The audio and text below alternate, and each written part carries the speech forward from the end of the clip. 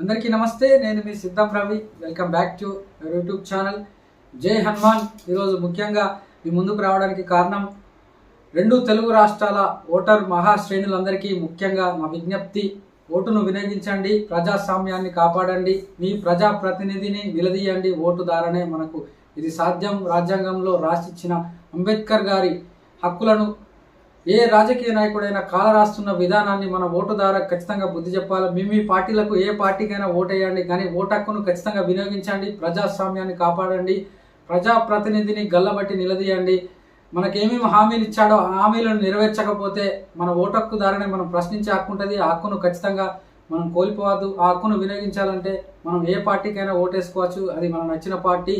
కాకపోతే మన తరతరాల భవిష్యత్తును దృష్టిలో పెట్టుకొని మన ఓటు హక్కును వినియోగించుకుంటే ప్రజల భవిష్యత్తు బాగుంటుంది.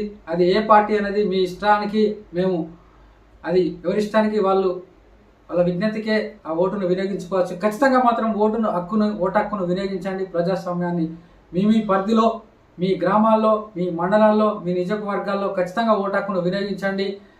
మీరు వేసి ఇతరి వాళ్ళతో ఓటును కూడా వేయించే క్రమాన్ని మీరు తీసుకోండి. ఈ దేశ భవిష్యత్తు యువకులు ఖచ్చితంగా ఓటు వేయడానికి తరలి రావాలి. ఖచ్చితంగా ఓటు హక్కును వినియోగించాలి.